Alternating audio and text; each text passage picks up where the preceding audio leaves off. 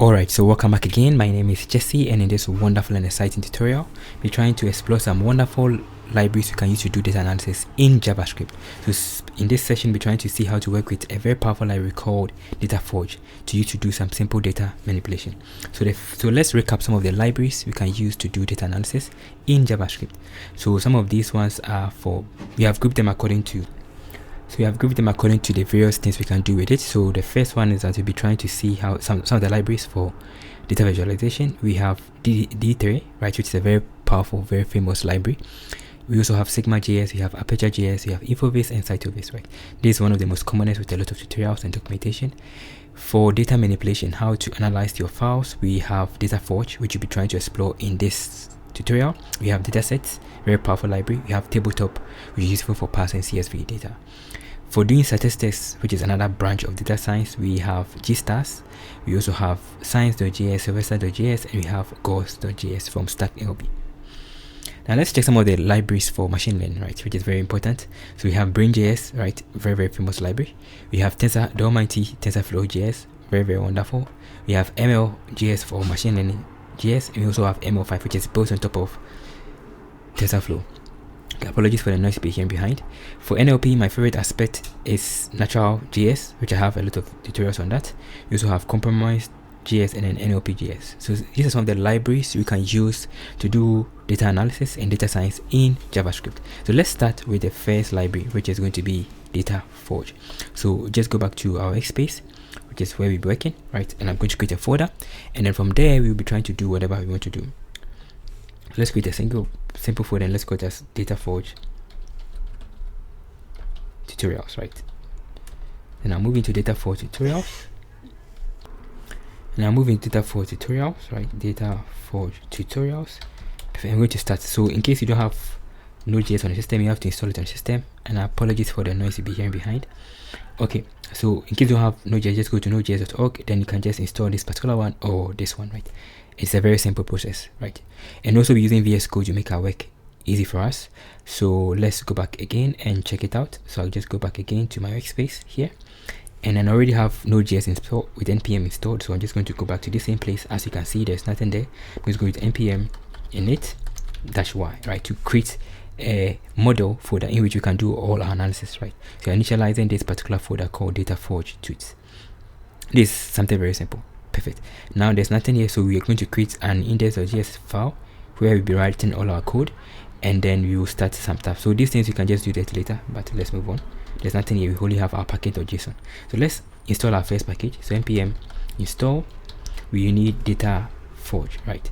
We also need DataForge. Let me bring myself down. This is me. DataForge.js, right? DataForge file system. So these are the two main packages we'll be using on our system, right? We'll be adding these two packages, DataForge and DataForge.js, to our package.json file, right? So whilst it's opening, I'm just going to download it on your system. DataForge is a very powerful library, and it's also having a DataForge notebook in which you can actually work on. So later on in the future, we will try and see that one also. If I go back again, it's going to create a node.model file, and then if I check back my package.json, you see that we have my packages already added, right? So we have these particular packages there, right? Perfect. That's what we're trying to use in this particular session. Okay, so let's create a file called index.js, right? And then you can start with it. So I'm going to use VS Code to open. So VS Code, we are going to be opening that particular place, and then we'll try and do some analysis, right? We can actually use Node to do whatever we're doing, right? But let's use a virtual environment, or not a virtual environment, but a test editor, so that we can have access to the code, so that anybody can use it later on in the future. Okay, so it has opened for us. So in case you have any question or contribution, you can also put it in the comment section below. And also I also have some courses on Udemy that you can also check out. So I have some courses on bioinformatics, Streamlit, natural language processing, building machine learning apps, so you can check them out, right, in case you want, right? Okay, so let's go back again. It's just self-promotion. Okay, so I come back here. We already have our file here, which is our index.js file, and then there's nothing here, right? So we'll be trying to start everything from scratch, right? So we'll be trying to do everything from scratch. So I'm going to copy a data set. So let's go back again to the same place, create a new folder in the same place that we have. I'm going to call this my data folder, right, where I'll place my data set in which you'll be trying to work on. Taking some time for it to run. So let me make it bigger so that everybody can see. So inside my data folder, I'm going to be using a simple data set. We can use the iris data set, you can use any data set. So I'll just go back again and then we'll check it out. So I'll go back again. So inside my data folder here, I have placed my data set here, right? So we have two data sets, the iris data set and then the Stack Overflow data set, right? So we're trying to use any of them. Okay, so let's go back again to our Visual Studio Code, right? And you can see that if I go back here, our data set is there, right? Very nice. So let me put my terminal. I'm going to create my terminal. So the first thing that we are going to import the package, right? So this is basic JavaScript stuff. So it's going to be my packages that I have to import. I'm going to be importing our packages that we'll be using, right? And then we will start from scratch. So let's start with it. So the first one, let's call that a const. I don't know what everybody, I hope everybody can see it well. Const, right? Yeah, const. Then let's call that DataForge, right? That's the name of the library. And then we're just going to require it. So require, then I'm going to call it as DataForge, right? That's the first one. Then we also need to get the one for reading the file system, right? Otherwise you can't read CSV file, JSON file. So DataForge, it says come here, right? That's the advantage of using VS Code. Perfect. So these are the packages that you'll be using for our work, right? Now let's start with the first thing. So how do you, the first thing that we're going to see how to create a data frame. Create a data frame, right? How do you create a simple data frame in this particular package, right? So very simple. Let's go to my const. Let's go to df, right? Data frame 1, yeah, or data frame. Let's go to data frame 1, right? So that you don't confuse it. So that's the first thing. Then I'm just going to go new DataForge. Apologies for the noise you're hearing behind. DataForge. In case you hear any bad noise, my apologies, right? I have to get a quieter place. Data frame. So new DataForge. Then I'm going to pass in as my object my data frame, right? So we're going to take in these particular parameters as you can see from here. So these are the things that's going to be taken, right? So very simple. So an example is this. You can just really copy this one. So let's copy this one to save us time. And it's another way of creating the data frame, right? So copy this one here and then you can try it. So this is the simplest method. So I just paste it here. And so there's another way. So you can actually use a list like this to create a data frame, right? But let's try a simple way. So that is the first thing. Then I'm just going to go back with my object as I said, which is going to take in my column name. So column names. So let's give it the column names, right? Which is going to be this particular option. So let's pass in my column name. I'm going to call it as an ID, right? And I'm just going to give it, let's say, names, and then let's add something simple. Let's say sex, right? And then the last one, age. Something very simple like this. So that's how to create it. That's going to be the first column names. Then the next one is going to be the data. So rows. And I'm going to pass in my rows as an array of an array or as a list of a list. These are coming from Python, which is going to be the first one. So the first one is going to be, let's say, ID is 1. We have 1, we have the name. So everybody likes their name. So Jesse. The next one is going to be the gender, which is going to be male. And then the age, 25, right? Or let's add the actual number, 25, right? Something like that. So that is something very basic we are trying to be doing, right? So this is going to be the first row, right? The first data point, right? So you can actually repeat these ones for the rest. So let me repeat these ones, copy this one and repeat it for the rest. Perfect. So I've copied the data, right? So this is how to do that. So that is all. So that is how to work with it. So this is all. So this is the rows. This is going to be the column name, and then that is it, right? So that is how to create a simple data frame using this particular package. So I'll just go back again and let's run it. So to run it, let's go to console.log, and then I'm going to pass in my df1, right? So that is the simplest pass. If I go with this option, let's open it with my terminal. So Ctrl+Shift+T to open the terminal. I'm going to position the terminal beside it so that you can be able to see it side by side, right? So this is okay, but maybe I'll position it at the side. So in case I want to run it the same place, we have our index.js file. So node index.js. So if I run it, we're going to see the result of our work, right? Hopefully it doesn't give us any mistakes. Perfect. So from here you can see that that's given us some result, giving us all the various information. So it's a data frame, right? And these are the content, the index, the values, the pair, and the column name that you have here. Very simple, right? That is how to work with it. Now let's see how to actually, let me position it beside it. Position this thing beside on the right, and I'm going to take myself off right. So this is me. in case you're not seeing me, I'm going to take myself off. Okay, so that you can be able to see it well. Right, so I'll run it again. So I'll come back again and I'll run it again. Yeah, you can see that it has given us these results. Well, right, perfect. So that is how it is, right? So that is what we are trying to work on. So in case I want to view or preview the entire stuff, in case I want to preview it, not giving us this particular option. So I want to preview it, preview the data set. I just go, there are several ways. So the first one is that you can preview it as, can display as an array. As an array, right? So how do you do that? Just go with the same thing we have done. So it's going to be my console.log, then df dot, just go with to array, right? So that, yeah, there are a lot of them. To array, it's supposed to be df1 because that's what you're trying to do. To array, right? So we have to array, we have to CSV, we have to JSON, to objects, to pairs, to rows. So we'll be checking them. So to array, and I'll close it. And if I run it again, let's hide the first one. And let's run it again, come back again, and I run it again. You can see that's giving to us in a very nice format, right? So all of them is this an array, right? Perfect. So that is how to display it as an array. I can also work on it. So that is a simplest way of trying to work with DataFrame. This creating a DataFrame from scratch. Very simple. I can also get the entire stuff. So console.log. Now I can just get the entire stuff as 2 rows, right?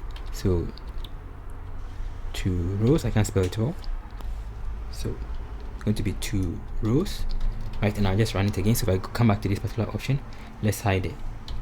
Let's hide the first one. So we'll be hiding the first one here, and then we run the second one again. So let's go back again and run it. You can see the difference, right, between the first one. So this is going to be in the format of rows. Very simple, just like we passed here, right?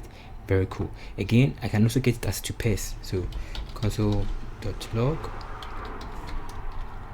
df1.2 pairs. So the pairs is going to be key index value, right? So that's another way you can also do that. So let me hide this one.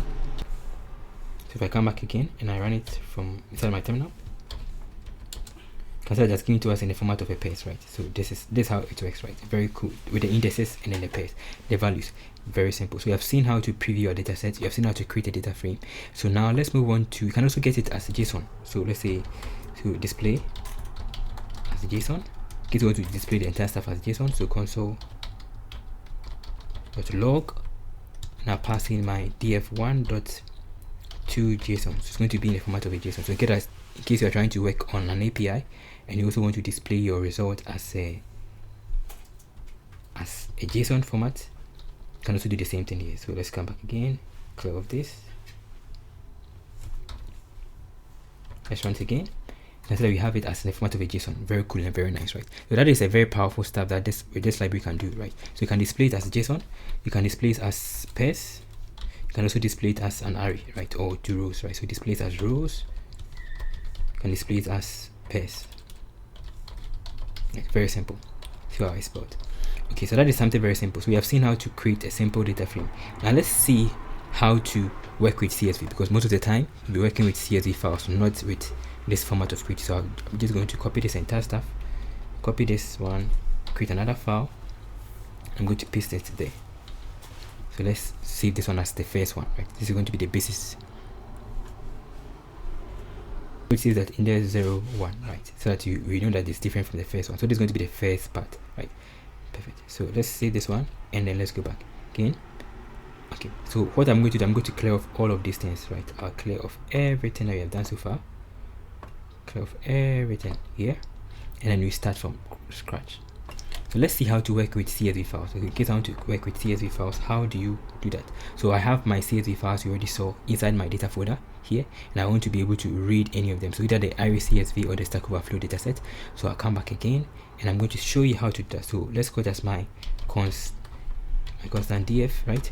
Then I'm going to call it the same thing. So DataForge.read. So we have read sync, we had read file sync. So synchronously, I'm going to pass in my dataset. So the dataset is going to be the path to the dataset. So inside my data folder, I have my iris.csv. Right, perfect. Then if it's having headers, you just go with pass CSV. Then you should pass your headers if it's not having. But if it's having headers, you just go straight away with this. Perfect. Now we have created our data frame. Now in case I want to display it, so console.log, pass my df, and then let's check it out. So come back again and run it again. So it's going to give us all the various things. So it's giving us all the column names, right, just as we saw. Very simple. Now there are some very cool stuff you can do with this particular library. So this is just how to display it. In case I want to display the entire data set, right, so this preview dataset, right, not just to get this particular one. I just go back again. There are several ways we saw earlier on. Can go with to array, right, to get the entire dataset as an array, as we saw earlier on. Right, perfect. So it's an array. So in case I want to get it as a, let's say, as a very nice format, so pretty format, right, I can just go back again to console.log. I'm going to get it as in the format of a nice pretty format, so to string. Right, so I go to string, I can get the entire stuff as, let me hide this one, as a very nice table, right. So this is better than the previous one. So let's run it again. So this is, run it like this, you can see that now this is better, right? Very cool. So that is how to do that. So you can use the toString to do a lot of cool stuff. Very nice. So let's come back again and check out some of the things you can also do. Okay, now that is how to get it in a pretty format or in the format of a string. You can also do the same thing with it in case I want to get it as, let's say, I want to get a head, right? To get the head, or that is the first five rows. 5 rows. It's just like in pandas, first 5 rows, like in pandas, right? Let's go with my console.log, go with df.head, and I pass in my values 5. Then I just go with toString to get it in a nice format, right? Just like in pandas. So I'll come back again, run it, so we have it in the format of a table. So in case I also want to get it as, let's say, to get a tail, if you can get a head, you can also get a tail. So it's going to be console.log. I'm passing, see how I export it, df.tail, like in pandas. I'll pass in my value that I want, then toString. Right, that is how to do that. So this is going to give us the head, and this is going to give us the tail. Let's hide this one, come back again, run it. You can see that we have our result. This is the tail, right? Very cool. Starting from here, as you can see, we can also do some other stuff. This is just the tail. Now in case I want to get the data types, so get data types, like in pandas. We can also do the same thing here. Apologies for that. It's going to be my df. Let's go to console.log.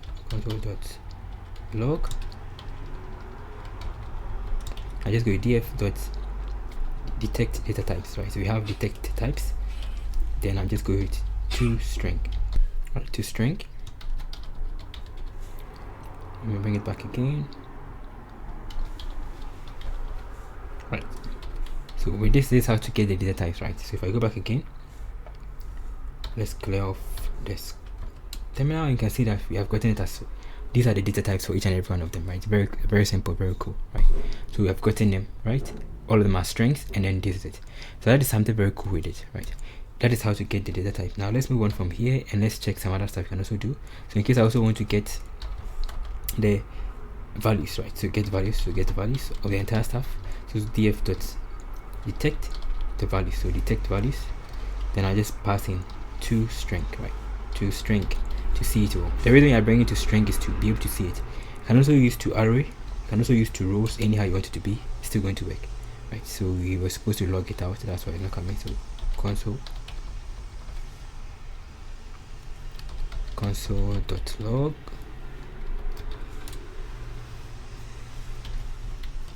So now if I go back again, I log it out, you can see that we have all the values there. Very simple. Now that is the basic stuff. These are basic stuff. I can also do the summary in case I want to get a summary of something, right? To get the summary of the entire work, like the descriptive summary, like describe, right, as in Python or in pandas. I also come back again, so console.log. Then I'll just go df.summarize. Right, we have that summarize. Then I can just go to string. So let's go back again and check it out. So this is an object on an object, so I can just take the entire stuff out to summarize. Hopefully it comes.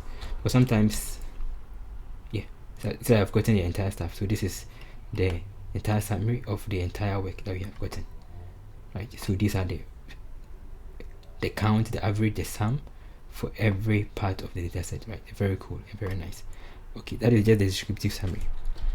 Okay, so let's move on from here and do some selections. So in case I want to do some selections, right? How do you work on selection of rows and columns, right? That's the next thing. But before we move on, let's see how to get the column names. To get column names, right? In case I want to get the column names, I can just come back again. It's going to be the same thing. So console.log.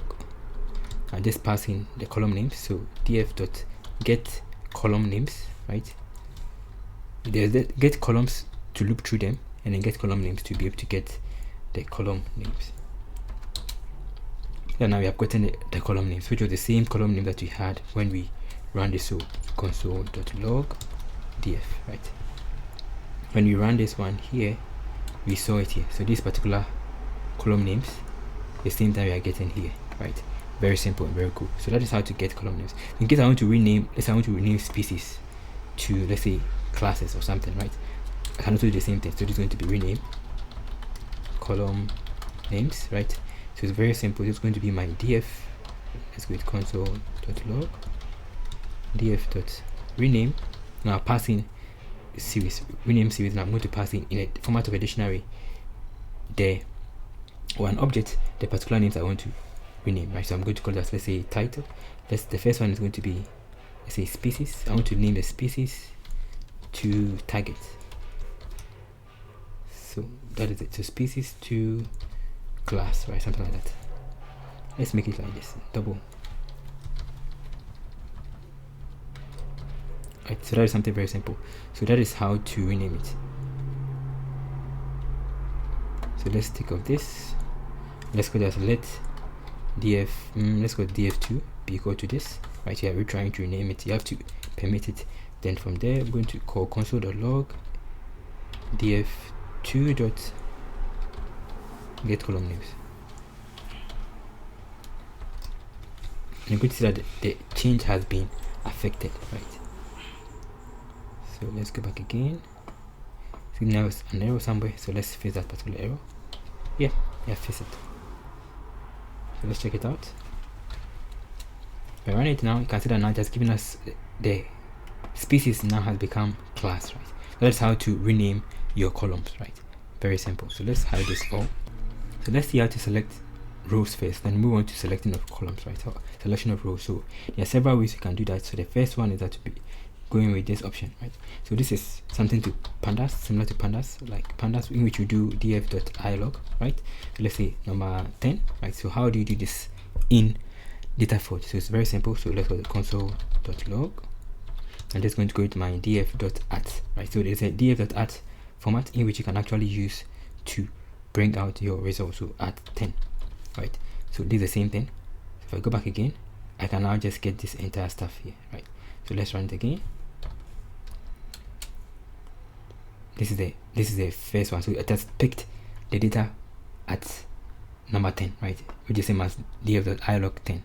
Very simple. You can also try it for multiple stuff. So in case you want to do for multiple, let's say for several rows, how do you use that? So it's going to be console.log. I just go with that. The first method is just going with this option. So df.between, and I pass in my value. So I want to get from between 10 to 20, right? Then let's convert it to string to be able to see it well. And let's run it again. So I come back again, clear off this and run it. So this was the first one. So it said it has picked from 10 to 20. So that is how to select multiple rows, right? Very simple. This is similar to something like pandas. I've forgotten, but I think it's pandas. The df.log, let's say to 10 to 20, right? I'm not sure, but I think it's something like this. Yeah, I think it's something like this, something like that. I'm not sure. I've forgotten something. Yeah, let me know in the comment section below. So this is how to do some simple selection of rows. You can also use skip, right, and then take, right, in case you also take something, which is also common in Python. The same thing, the same concept. So it's going to be console.log, then df.skip. So let's say I want to take skip number 10 and then give me and take number 20, right? So it's from 10 to 20, right? Then I'll just go to string. The same idea, above. So let's run it again. So just giving us, let me hide all this one, don't need it now. Come back again. You can see we are getting the same result, right? So in case you have any question or contribution, you can just put inside the comment section below and let me know how the audio is doing so far. Okay, so that is how to work with it. So this is how to select our rows.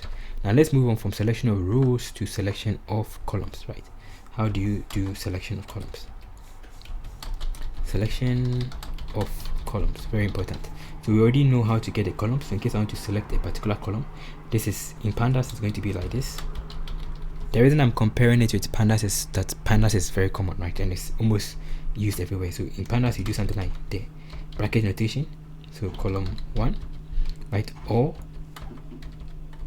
you can do the dot notation, dot column 1, right? So let's see how to do something similar like that in DataForge. So it's very simple. So this is going to be simplest method. So this is going to be method 1. Method 1, we are using the get series option, right? It's going to see every column as a series, right? So it's going to be my df console.log. So df.get series. You can be creating all of these things too. So we already had a column called species, so I can just come back again. So I want to get a species column, right? Then as we did, so to string. So you're only going to get only the species column, not the entire columns, right? So let's go back again and then print it. So you only have the species column. So that is how to get a series, right? To get not just a series, but to get a single column using the first method. The second method is like this. So this is going to be method 2. Method 2. For method 2, we are going to be using a different method called deflate. You can also use a deflate. Deflate can be used to pick a column and then put inside a new variable. So it's going to be something like this. So let's go to console. Let's make it something simple. So let's give it as, let's say let column tags, right?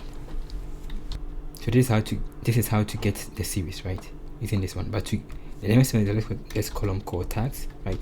Be equal to df.deflate. Now passing row, it's going to pick in a selector and a function, so row. Then I want to go to row dot the particular name of it. So in this case, you are using the dot notation, right? So it's going to be my species, right? I'm going to identify the species from the column, and now I can just get it as. So this is something simple like this, right? Now in case I want to get a tag stuff out, so console.log, then call tags, right? Dot, or you can just give it right here. Dot, let's call it as let's not call it as column tags. Let's call it column species, because it doesn't make sense. Species, right? Species. Now I can just go back again and say to string or to array, anyhow you want it to be. So if I go back again, now I'm going to get it back. So this is the next method, right? Perfect. So that is how to work with it. So either you are using this particular option, right, or you are using the deflate option, right? Any of them is going to still work for you. Okay, that is method number 2. In case you also want to select multiple columns, right? So select multiple columns, right? You can also use a subset. So in case I want to select multiple columns, so it's going to be console.log df.subset. Now passing my columns as a list. So I want to get the sepal length, and then I also want to get the species. So this is another way of doing it. So if I go with this option, and let's go with to string or to array, anyhow you want it to be. Then I just giving us just 2, right? So you see that we have the sepal length and we have the species. So this is another way of selecting multiple columns, right? Perfect. Now let's move on from here and see how to delete columns, right? So we have seen how to select. Now let's see how to delete columns.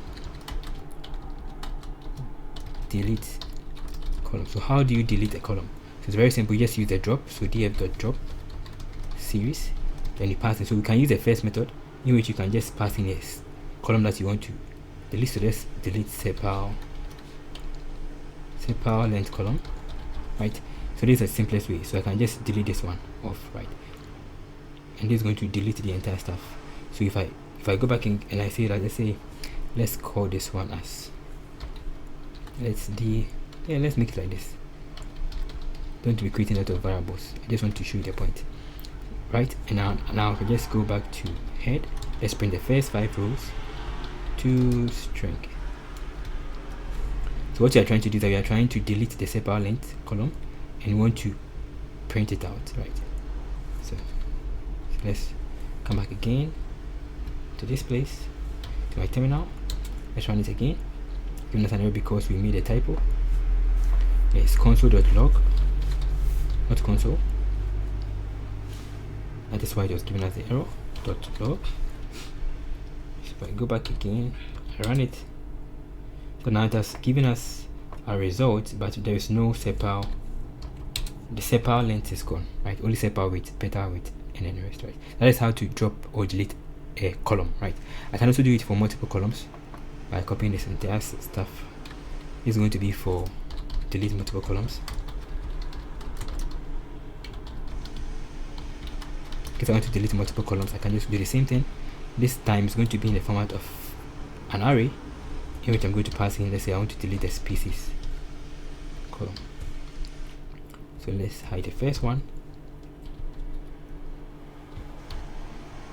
And now let's run. So this is how the code is, right? So we are just going df drop series sepal length in an array. Then I just want to show the first 5 rows and we want to print the entire stuff out. Right, that is a basic understanding. So that is how to do that. So let's go back again to my terminal and run it again. So node index.js. So now we have gotten only the sepal width, petal length, and then so the species is gone and the sepal length is gone. Very cool, right? So with this package you can do almost most of the features that you can do in data analysis. Okay, now we are seeing how to do some column deletion. Let's see how to do some filtering, right? How do you filter columns? Filtering, right? So there are several ways, so let's go with this simplest method. So console.log, then df.where, I'll pass in my column that I want to filter off. So I want to check for all the part of the column that is more than, or the part of the sepal length that is, let's say, is more than 1.4, or let's say less than 1.4, right? So row, right, that's the first thing. Then I'm going to specify the particular row I want. So row, I can use the column notation, I can use the dot notation, or I can use the column dot notation, column bracket notation or dot notation. So let's pass in the sepal. I want to get the sepal width that is greater than. So select any part of the place, right, where this is greater than. This is greater than, let's say 1.3, right, something like that. So that is a simple function we are creating.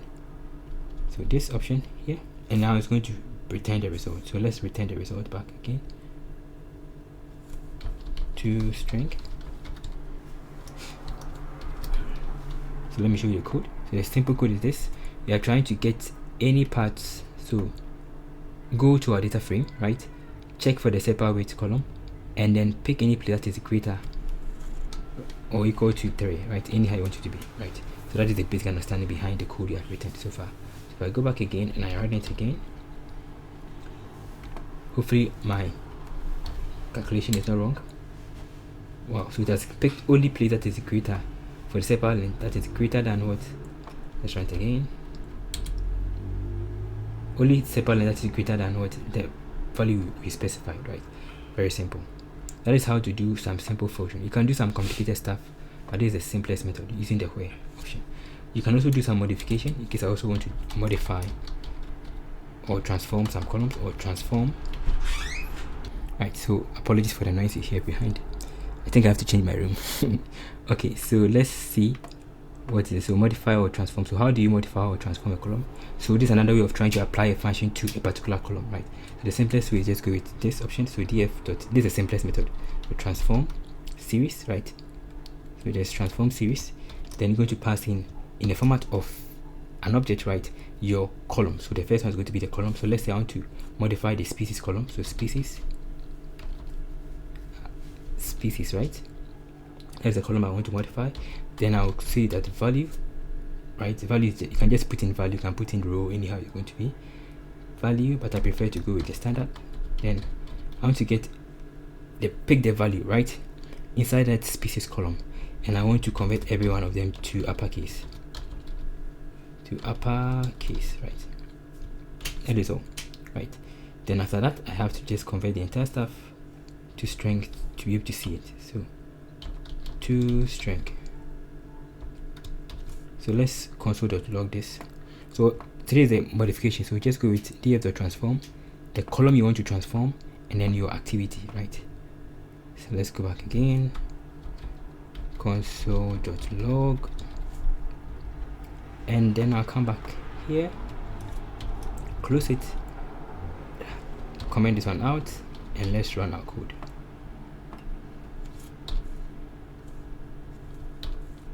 Let's run it again. So now it has converted all of them to uppercases, as you can see, right? Very simple. So one more thing you can also do, this is the simplest method of doing the modification, but you can also use select to select the column, do your modification, and then use the weight series to help you with that, right? That is another thing you can also do. So I'm coming, let me show you that one in a moment. Perfect. So let's see, in case I want to get a distinct value, so distinct or unique values, right, before we move on to the next one. So how do you do that? It's going to be console.log df.distinct, then I'm going to pass in my selector and then the value, just as we did above for the transform. So I'm just going to go with my row, right, then an arrow, it's like a function, it's taking a function, the row dot, I want to get the distinct value for the species column, right? So that is how to do that. So with this option I can get all the distinct value here. So let's go back again. We want to get a different species within our data set. So I have to bring it out, so as we did earlier on, to array. Let's make it an array for today. Can make it a string, but let's go with an array for today. Now perfect. So these are all the distinct values there, right? Very cool, right? Very, very nice. So that's another way of trying to get the distinct or unique values for a particular row, right? Yeah, I think it was a mistake somewhere, but let's go with to string. It's still going to give us the same thing. So to string, it's still going to give us the same thing anyway. Right, perfect. So that is, so you have iris virginica, so you have the statuta virginica, and then what's the name of it? Right, perfect. So you can actually do count. There are some other cool functions you can also do. Right, there are a lot of things you can also do, but we'll not be going through all of them. So let's check the various methods you can actually do in this particular package, right? It's going to be the methods and the stuff you can do, methods and attributes. So just go with my console.dir, I'll pass in my DataForge. So DataForge, and let's to see the various things we can do with it. So I'll just run it again. So let me make it better. So with this particular package, these are some of the things you can do on DataFrame, right? Very, very cool. You can merge, you can concat, you can do zipping, you can deserialize into different formats. You can also read from JSON, you can read from CSV files, you can concat, you can do some cool stuff, right? You can read file, which I've seen. You can also write, right? And then for the series, if I go back to the series option, so this is one of the things you can also do with the series. You can check the sum, the average, the mean, the standard deviation, concat, do some very cool stuff. You can pass float, pass date, do the to string, and the rest. So these are some of the things you can actually do, so you can explore them out. There's also group by. You can also do the group by. There's also select. So this is simple code for the group by. Let me take off this to make it easy for us. This is another way in which you can actually use to select the entire stuff. So this is another method of doing the transform, right? I don't want to type in the code.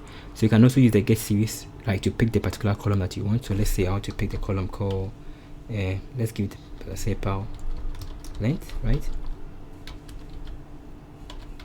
Right, I'm picking the separate length column. So let's call it as SP, not pi p. You can give it any name.